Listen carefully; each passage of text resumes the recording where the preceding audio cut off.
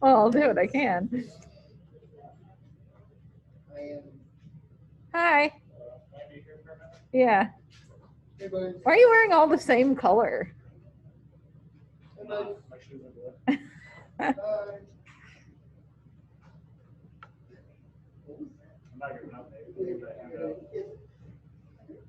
You're saying for a minute or for the period? Mm. Oh, that's fair, I guess. I know. Have you seen that video of the guy, like, he just won the NASCAR race or whatever, and he's wearing a mask and he's got the bottle where you squirt the water into your mouth and he just what? All over his face. My goodness. Sounding insane. So you didn't die? Huh? So you didn't die? I didn't die, no. I'm not dead. Were you hoping that I had? No, just for you. People figure seconds of that. No, but these days, if we do get sick, we have to get tested. So, I had a fever on Wednesday night, so I was like, oh God, I have to go get tested. So I got tested. I'm negative. I'm fine. I felt a lot better yesterday, actually, but, Did you drink water? to be honest, I didn't drink a whole lot of water. I drink a little water. I should, but I'm gonna finish this coffee first. Sterling Christian's texting you, if you're unaware. Let's see, who have we got? Who have we got here? We're missing quite a few, so I'll wait just a minute. So yeah, as long as my hair doesn't go below 90 in this class, or Let's see, what's your grade at right now? I've been in it. Oh, I don't think you have to worry about it. I'm just on track with my supporter with experience. That's pretty much it. Nice. I don't know what that's been there all year, but I don't know what the deal is. It is kind of nasty. Why don't you get rid of it? Get a paper towel and wrap it around your hand. Is it zip tied up there? There's like a cash clip. Oh, what in the world? It's Like it's a weird omen or something. Hmm? It's not a bad omen, it's just a weird omen. I feel like it's a warning of some sort. Gross.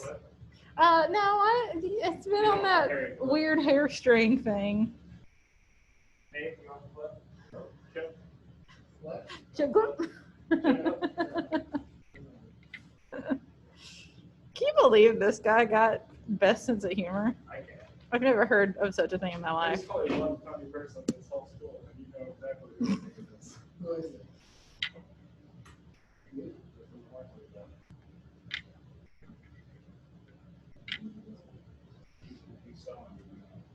Where is everyone? Probably laughing hysterically.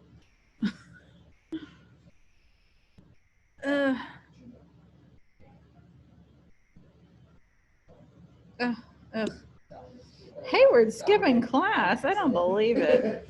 Yeah.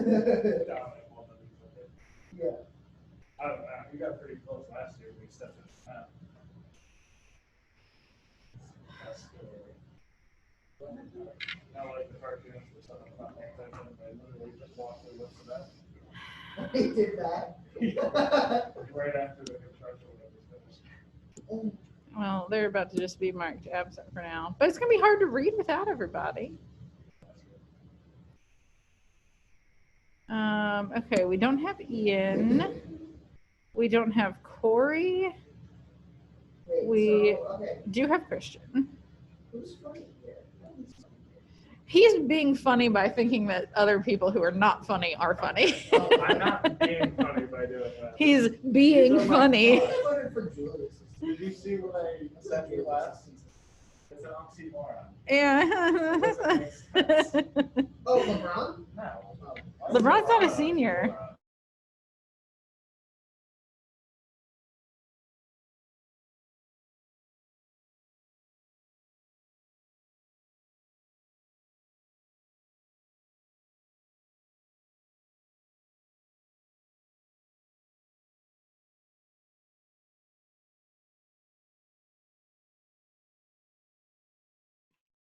Oh. Oh no, Sterling. I hate to hear that. I think I voted for Julius too. It was a tie. It was a three-way tie for a little while. Yeah. You, Julius, and the last person who voted for you, and it broke the tie. Who was the last person? Troy Green. Troy thinks I'm funnier than Julius? Apparently. That doesn't even make sense to me. You know, it's really Nate is actually present. Troy would be the only person that can have that kind of poll on that kind of question. Okay. I've just had to. Oh my God, Chip! I almost marked you absent. We have 1, 2, 3. Well, that's a lot of people. Yeah. Well, I don't know why you were, but. Me being funny just consists of me being laughed at, not me making people laugh. Yeah, maybe people interpreted it as like, who makes me laugh the most. Well, why would Troy be that? Or why That's would I be exactly how I that? answered the question. I don't know. Who consistently makes me laugh? And it was between Bryce and Chris. I think that's fair. Those are. I think that most of the votes made sense to me. We're just stupid. Well, okay, so let's see. Let's see who we're gonna have to work around their parts. I don't need that.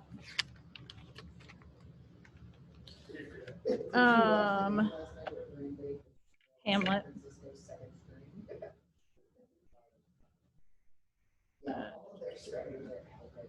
English 4. For the record, guys, apparently I have to get grades in Monday night. So if you have any other stuff to turn in, you need to get it turned in ASAP because I have to grade it ASAP. I thought I would have at least Tuesday to do grades, but apparently I do not. Okay, let me get open this thing that tells me who's reading every part. Okay, so the first one, oh, you're gonna read in this scene, but as Ronaldo. So this first scene that we're gonna read in just a minute is Polonius, Ronaldo, and Ophelia. So that's Eli, Chip, and me, unless Troy wants to read it because he read Ophelia before and did such a nice job. Let me let Corey in this room. Wait, who am I again? Polonius. Okay, cool. Okay, let me get Corey's attendance changed. Maybe a couple others will start showing up. People always show up after I mark them absent for the day, so.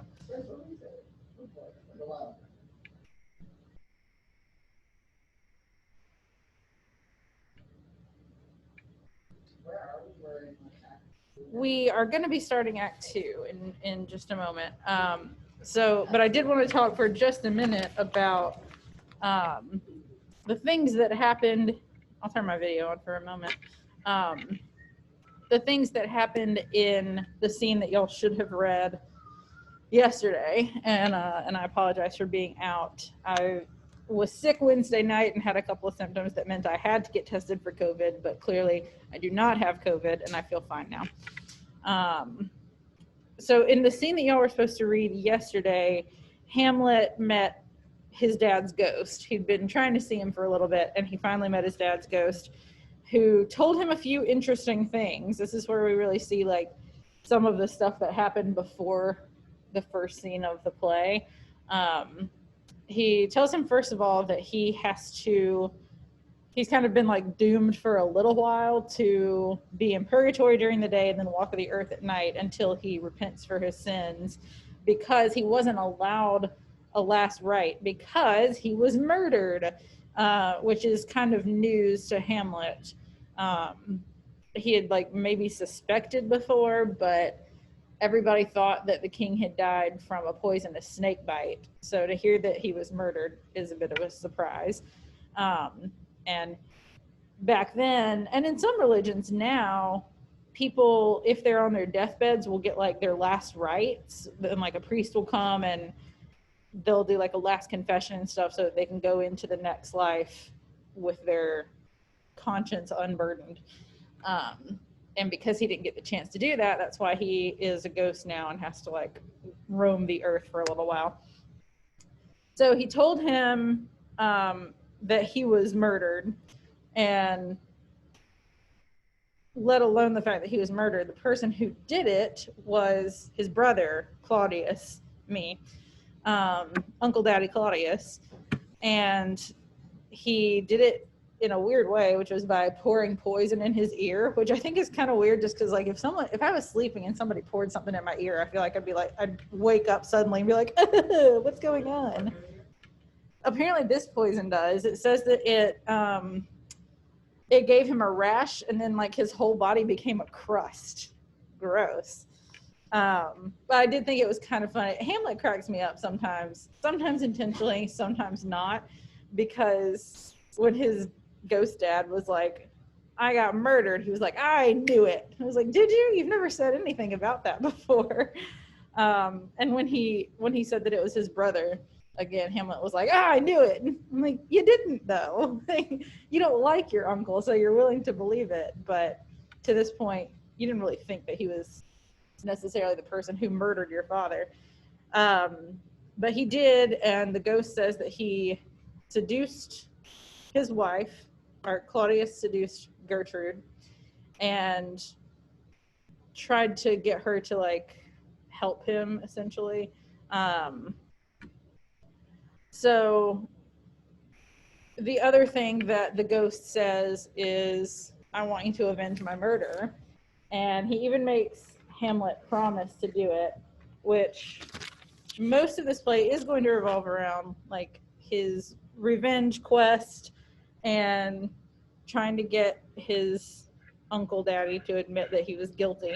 But as I've told you, Hamlet is somebody who has to think through every decision a million times and like go over every possibility before he actually acts. So fair warning, there's going to be a lot of monologuing before we get to that point. He says in the scene that y'all were supposed to read that he says something about how he's going to devote all his energy to it. He's like, I'm not going to think about anything else but revenge. But spoiler alert, he's going to think about a lot of other things but revenge. And he also kind of gives everybody a warning that he may start acting crazy. And you'll definitely see that come to fruition. He's going to start acting insane. But he's sort of like, you can understand that, right? After what I've been through. So get prepared for Hamlet to start acting insane. Okay, so we are picking up, and I'll share my screen with you guys in just a minute so we can all read together if that's helpful. We're picking up in Act 2, and the first scene is Polonius, Eli, Ronaldo, Chip, and Ophelia. Troy, do you want to read Ophelia today, or you want me to do it?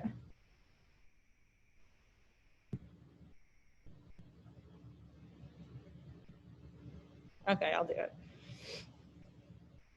Let me get to. So Act 2 is only 2 scenes, but we probably will not finish both of them actually, because. Yeah, Eli, I'm gonna put it on the screen in just a second. I'm just getting to it.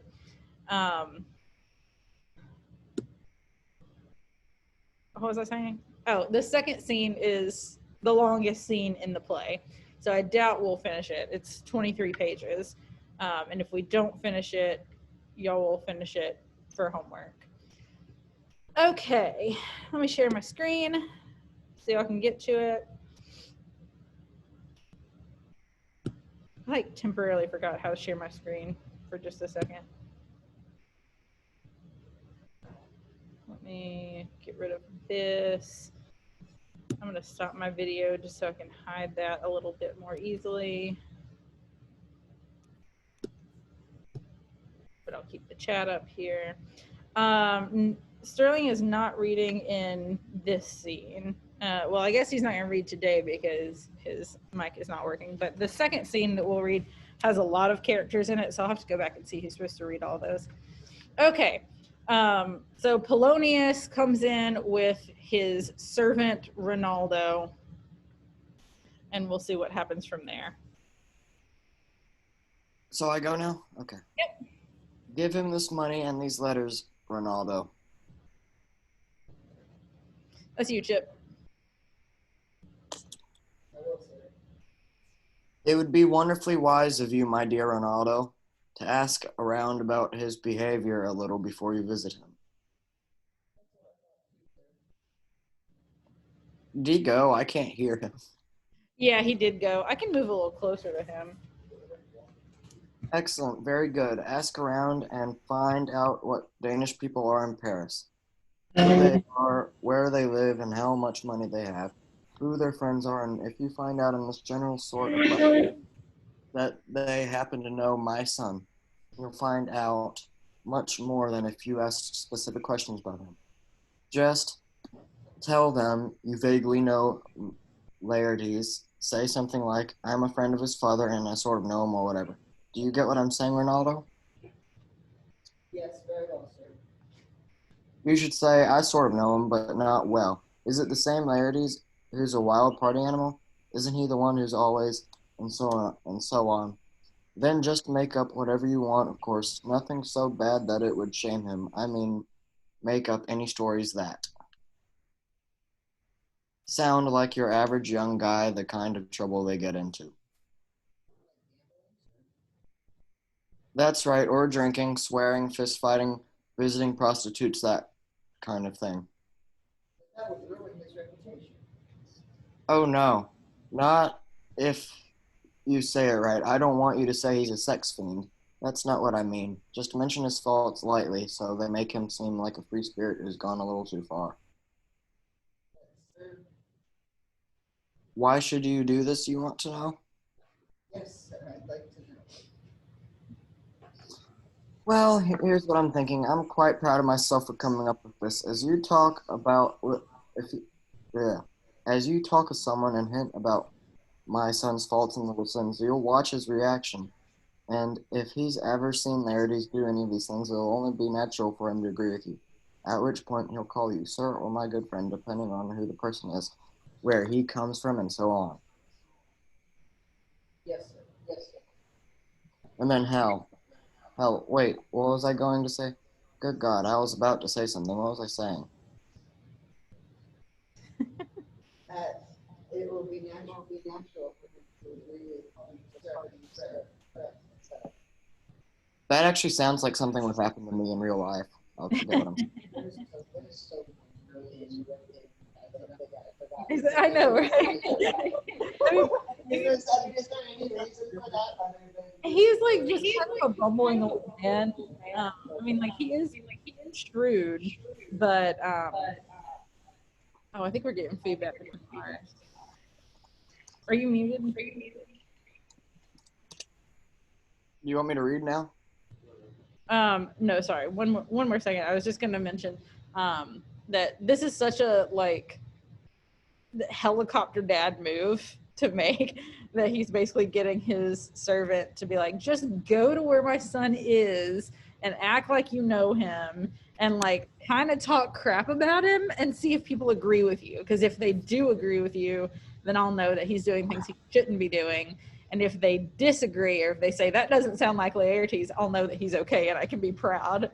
Like it's such a like if he was a 21st century dad, I feel like he would have a tracker on Laertes' phone and like be checking all his social media all the time just to be like, what is he doing? What is he doing? My mom didn't get any sort of like tracker things on my phone. Mm-hmm. She waited until I was like 18 now, and then shoots me a text about Life 360. I just wanted to know.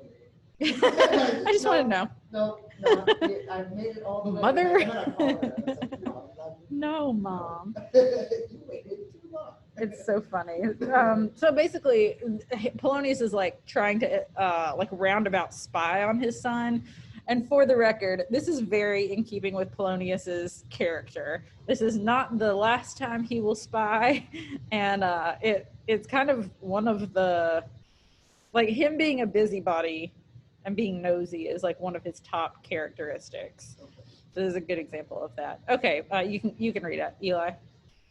It'll be natural for him to agree with you. Ah, yes, that's right. If he agrees, hell, say something like this. Yes, I know the gentleman you're referring to. I just saw him yesterday, or the other day, or whenever it is, and there he was gambling, or there he was, totally wasted or fighting with somebody about a tennis match, or going into a house of ill repute. That means a whorehouse, or whatever. Make sure your little lie brings out the truth. We're doing this wisely and intelligently, indirectly. Finding out things by roundabout means. That's how you'll find out what my son is up to in Paris. You get my point, don't you? God bless you. Have a safe trip. Thank you, sir. Don't forget to see what he's up to with your own eyes. Don't trust gossip. I was. Which is strange because he was just doing that, wasn't 100%. he? And I hope he's studying his music like he's supposed to. Got it, sir. Goodbye. Ophelia comes in. This is still Polonius. Ophelia, what's the matter? Oh, Father, I've just had such a scare. From what in God's name? Father, I was up in my room sewing when Hamlet came in with no hat on his head, his shirt unbuttoned, and his stockings dirty, undone, and down around his ankles. He was pale as his undershirt, and his knees were knocking together. He looked so out of sorts, as if he'd just come back from hell. He came up to me. Is he crazy with love for you? I'm not sure, but I'm afraid he might be. What did he say?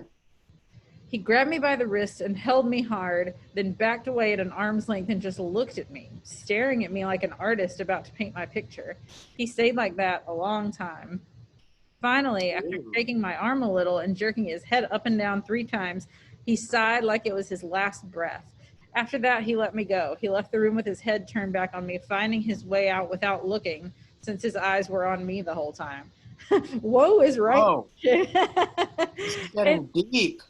It's weird. And to be fair, he did warn us that he might start acting crazy, but like he just comes in looking like a mess, essentially, and just like shakes her and then stares her in the eye and backs out as he's still staring at her. Like, it's weird and like kind of unnerving. This sounds like a script for a horror / Hallmark movie. I would totally watch a horror Hallmark movie. This is what it sounds like a little bit. A little bit. Come with me. I'll go tell the king about this. This is definitely love craziness. Love is such a violent emotion that it makes people self-destruct as much as any strong emotion. I'm so sorry. Did you tell him anything that might have hurt his feelings lately? No, Father, but I did what you told me to do and sent back his letters and wouldn't let him visit me. That's what made him crazy. I regret not observing him more closely before I told you to do that. I thought he was just toying with you and meant to ruin your reputation. Damn my suspicious thoughts. It's as common for us old people to assume we know more than we do as for young people to be wild and crazy. Come on, let's go see the king. We've got to discuss this matter, which could cause more trouble if we keep it secret than if we discuss it openly. They exit. That's almost the most self-aware thought that Polonius has, that he says it's as common for us old people to assume we know more than we do as for young people to be too wild and crazy. Like, I think that's a fair thing to say. Like, older people always think they know best, and young people kind of think they're invincible in a way and just like do whatever pops into their head at the moment. So it's fairly self-aware of him. So we're going to move on to Act 2, Scene 2, which has a lot of people in it. And like I said, I don't know that we'll get to all of the people, but let me show the list for a second here. Claudius, me. Gertrude. Christian, you ready to read Gertrude? You did such a good girl voice that first day. Rosencrantz and Guildenstern. Corey and Ondarius. Voltimand. Oh, Corey, you might be reading 2 parts in this one. Voltamont has a very short part.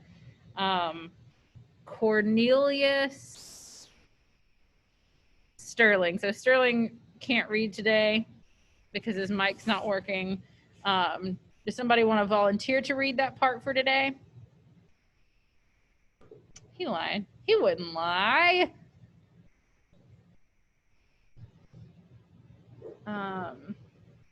Polonius will also be in this. And first player, And so my which guy is Troy. to wherever Your guy what? my Ronaldo is going to wherever. To wherever Laertes is. Yeah, France. Do you want to read Voltamont? Not Voltamont, sorry. Who was Sterling reading? Cornelius. If we get to it in this scene, and we might not because it's literally the longest scene in the play. I can get rid of that. I don't need my doctor's note anymore. 23 pages. I know. Definitely. There's, Sounds fun. huh? Sounds fun. Yeah. There's a scene in Act 3 that's 18 pages, and then both Act 5 has only 2 scenes, but they're both pretty long. They're like 13 and 19 pages, so it's kind of a lot. Okay, so we have Claudius, Gertrude, Rosencrantz, and Guildenstern at first. And Rosencrantz and Guildenstern, if you guys don't remember, they were both friends with Hamlet in college. And that's kind of important to remember because Claudius is sort of doing exactly what Polonius just did and getting them to spy on Hamlet. Welcome, dear Rosencrantz and Guildenstern. I've wanted to see you for a long time now, but I sent for you so hastily because I need your help right away. You've probably heard about the change that's come over Hamlet. That's the only word for it, since inside and out he's different from what he was before. I can't imagine what's made him so unlike himself, other than his father's death, that little thing. Since you both grew up with him and are so familiar with his personality and behavior, I'm asking you to stay a while at court and spend some time with him. See if you can get Hamlet to have some fun and find out if there's anything in particular that's bothering him so we can set about trying to fix it. Gentleman, Hamlet's talked a lot about you, and I know there are no two men alive. He's founder of it. If you'll be so good to spend some time with us and help us out, you'll be thanked on a royal scale. Thanks on a royal scale. Both of you and the king might have ordered us to execute your command instead of asking us so politely.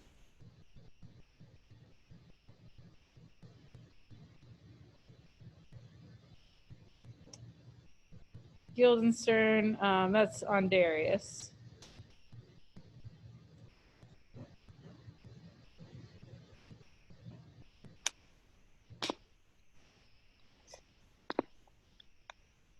Darius, are you with us?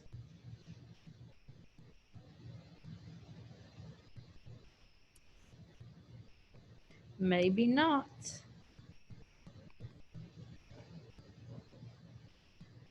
Chip, do you want to read that part for now? Guildenstern. Mm-hmm. But we'll open our search for. Thanks, Rosencrantz and worthy Guildenstern. Thanks, Goldenstein, and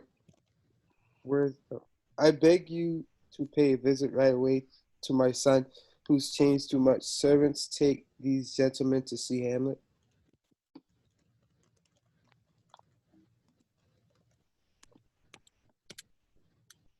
Chip. God, we can make him happy and do him some good. Amen to that. They leave. Polonius comes in.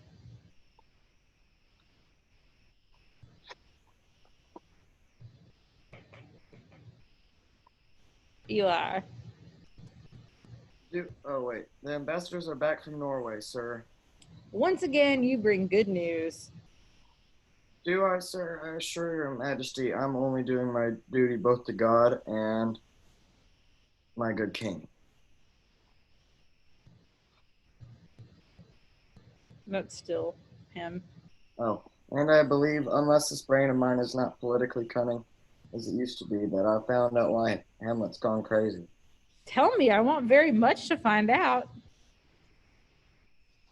All right, but first let the ambassadors speak. Then you can hear my news as dessert. Then be so kind as to show them in. Gertrude, he says he's found out the reason for your son's insanity. I doubt it's anything but the obvious reason: his father died in our quick marriage. Polonius comes back in with Voltimand and Cornelius. I forgot who that was. Voltimand, Corey, Cornelius was supposed to be Sterling, but I just asked Chip to read it. Chip, you're like my go-to understudy. I thought you said Voldemort. Close. I think you did. Did I say Voldemort? You did one. I've been listening to a podcast about Harry Potter, so. Well, we'll get to the bottom of it. Welcome, my good friends. Tell me, Voltimand, what's the news from the King of Norway? Greetings to you, Your Highness. As soon as we raised the matter, the king sent out messages to stop his nephew's war preparations, which he originally thought were directed against Poland, but learned on closer examination were directed against you. He was very upset that Forberners had took advantage of him being sick and old to deceive him, and he ordered Forberners' arrest. Forberners swore never to threaten Denmark again. Okay. That's still him. The old king was so overjoyed by this promise that he gave young Forberners an annual income of 3,000 crowns and permission to lead his soldiers into Poland, asking you officially in this letter to allow his troops to pass through the kingdom on their way to Poland. He's assuring you of your safety. I like this news, and when I have time, I'll read this and think about how to reply. Meanwhile, thank you for your efforts. Go relax now. Tonight we'll have dinner. Cornelius, did you not even have any lines? Maybe he'll come back in. Polonius.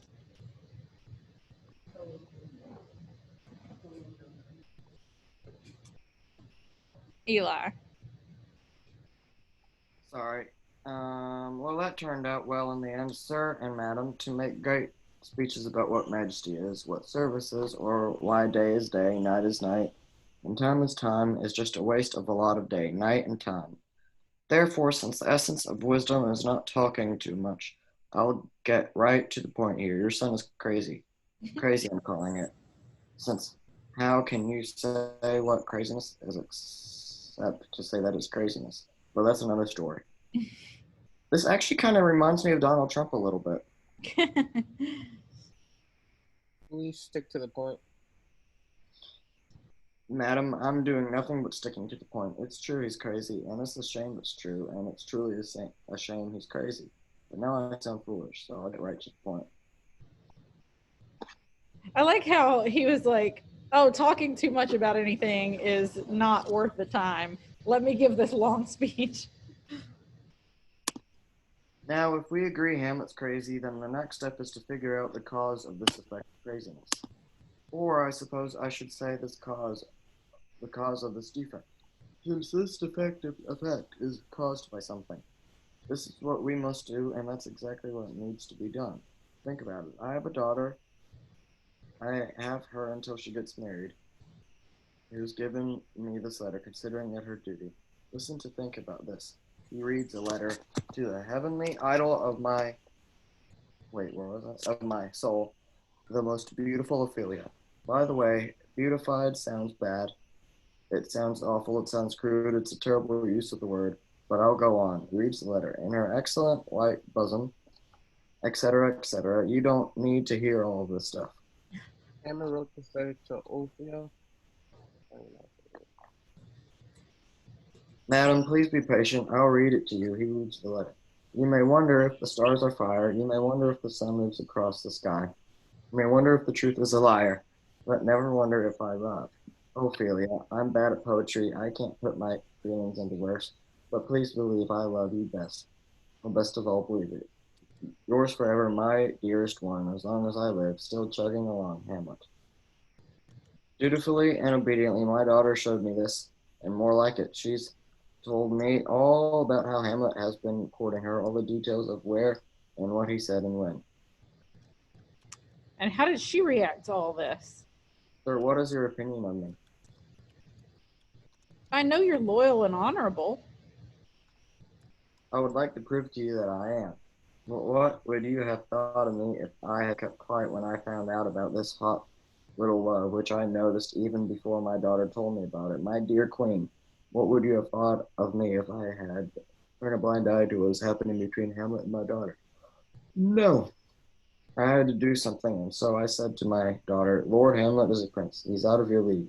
You have to end this. And then I gave her orders to stay away from him, not to accept any messages or little gifts from him. She did what I said. When she rejected Hamlet, he became sad and stopped eating, stopped sleeping, got weak, got dizzy, and as a result, lost his mind. That's why he's crazy, and now all of us feel sorry for him. First of all, I feel like that's kind of rude to Ophelia to be like, I told her Hamlet was out of her league. Like, dude, you're her dad. Maybe be nice about her. But he, in keeping with his kind of nosy character, he like pulls out love letters from Hamlet to Ophelia and is like, see, like I got the receipts for this. You can see that like I'm not making it up.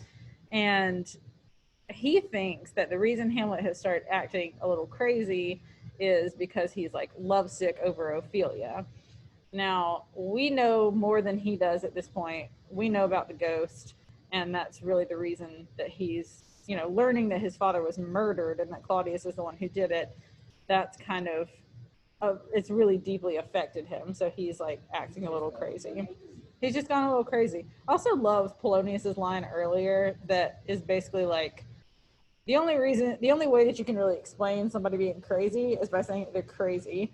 Like, well, yeah. Do you think that's why Hamlet's crazy? Wait. Oh, sorry, Gertrude.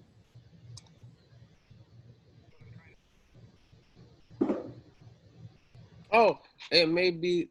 It certainly may be. Has there ever been a time I'd really like to know when I've definitely said something was true and it turned out not to be true? Not that I know of.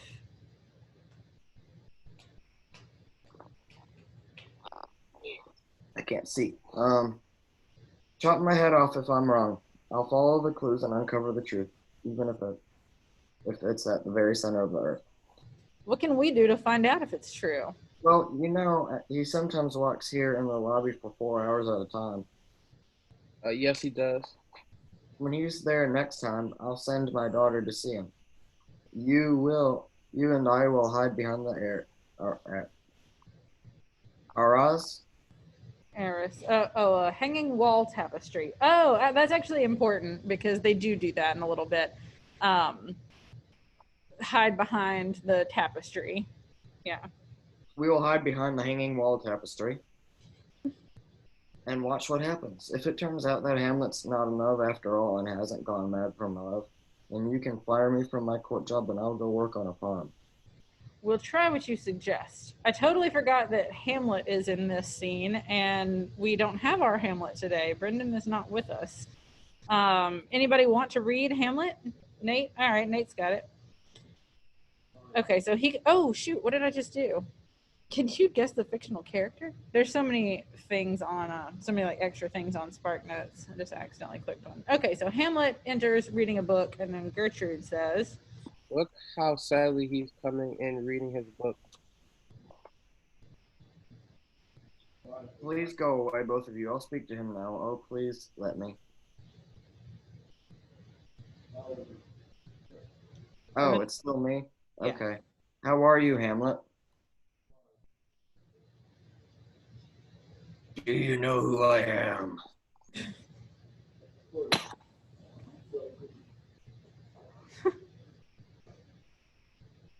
No, not me, sir.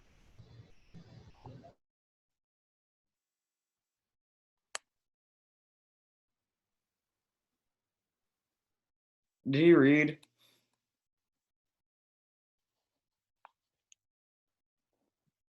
sorry. Yes, he did. Nate, if you unmute yourself, I'll mute mine so that we don't have interference. In that case, I wish you were as good a man as a self. No, wait, that's not me. I'd rather part. Oh, I didn't hear you. So good, sir. Yes, sir. Only one man in 10,000 is good in this world. That's definitely true, my lord. Since if the sun breeds maggots on a dead dog, kissing the corpse, by the way, do you have a daughter? I do indeed, my lord. Then by all means, never let her walk in public per creature. Procreation is a good thing, but if your daughter gets pregnant, look out, friend. Now, what does he mean by that? Still harping on my daughter, but he didn't recognize me at first. He mistook me for a selfish seller. He's gone. He's far gone. But when I was young, I went crazy for love too, almost as bad as this. I'll talk to him again. What are you reading, Your Highness? A lot of words And what is the subject? between whom. I mean, what do the words say? Oh, just lie, sir. The sly writer says here that old men have gray beards, that their face are wrinkled, their eyes full of gunk, and that they have no wisdom and weak thighs. Of course, I believe it all, but I don't think it's good manners to write it down, since yourself, sir, would grow as old as I am if you could only travel backwards like a crab. There's a method to his madness. Will you step outside, my lord? Into my grave. Well, that's certainly out of this world, all right. His answers are so full of meaning sometimes. He has a way with words as crazy people often do, and that sane people don't have a talent for. I will leave him now and arrange a meeting between him and my daughter. My lord, I'll take my leave of you now. You can't take anything from me that I care less about, except my life, except my life, except my life. Goodbye, my lord. These boring old fools.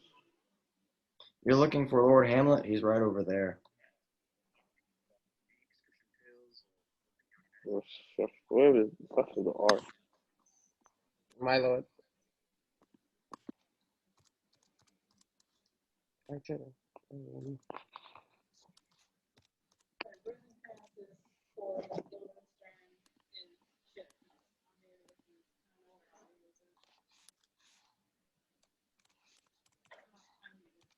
Sorry, Rosencrantz is Corey and Guildenstern is Chip until Andarius is with us. I don't know where Andarius is. So. Thank you, sir.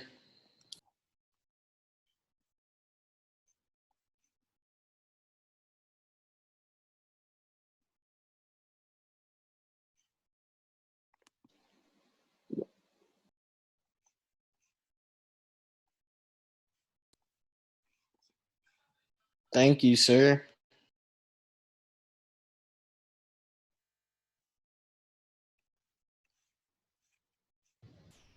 Corey, you with us? I'm here. I'm talking right now. Oh, I said thank you, sir. I didn't. He didn't say my lord. Oh, I couldn't hear him. My dear sir. Oh, oh, my good old friend. How are you, Goldenstein?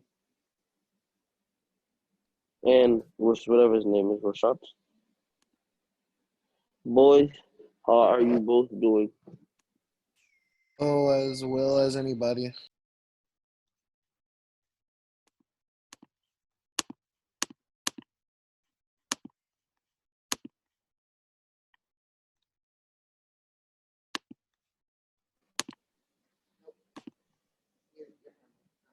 Oh, Corey. No, we're just somewhere in the middle of my lord. So I you're can't hear nobody else read.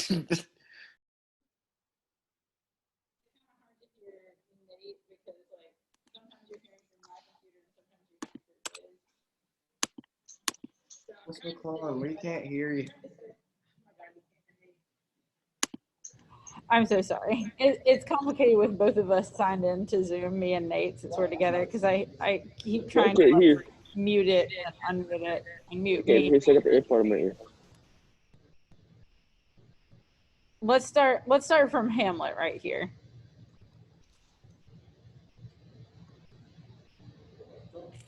Yeah. But you're not down and out.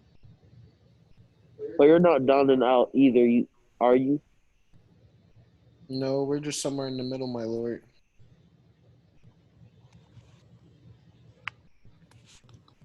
So you're around Lady Luck's waist? Yes, where the privates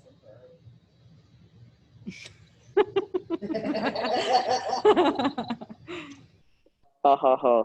So if you've gotten into her private parts, of course, Lady Luck is such a slut.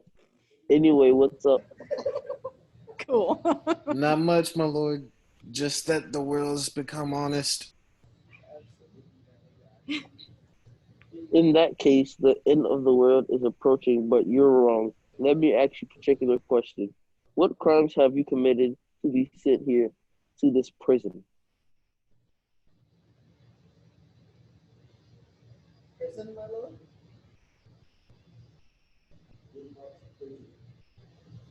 Then I guess the whole world is one.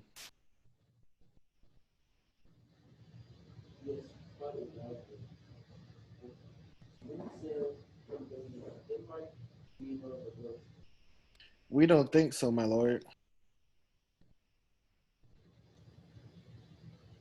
Well, then it isn't one of. Well, then it isn't one to you, since nothing really good or bad in itself. It's all what a person thinks about it. And to me, Denmark is a prison. That must be because you're so ambitious. It's too small for your large mind. Pools! Nate, pick Small. your phone up. Let's focus on this. I got the Oh, zoom on it. gotcha. I haven't gone through my Okay, AirPod. okay. Small. No, I could live in a walnut shell and feel like the king of the universe. The real problem is that I have bad dreams. Since ambition is nothing more than a shadow. Then I guess. Oops. Oh, But a dream. but a dream itself is just a shadow. Exactly. In fact, I consider ambition to be so light and airy that the only shadow of a shadow. Then I guess beggars are the ones with the hoodies, while ambitious kings and heroes are just the beggars. Should we go outside?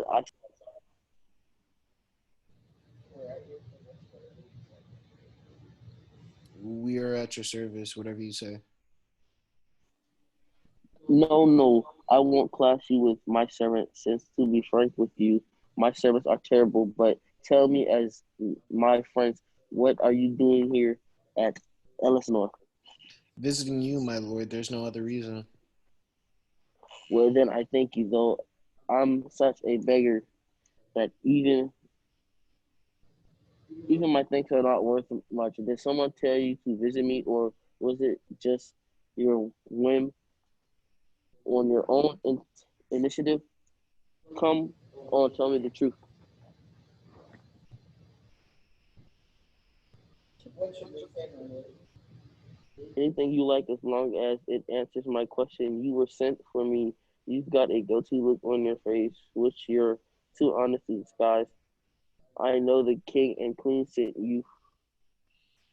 Why would they do that, my lord? That's what that's what I want you to tell me. Let me remind you of our old friendship, our youth spent together, the duty for our love for each other, and whatever else will make you answer me straight. What do you think? I've got my eyes on you. If you care about me, you'll be honest with me.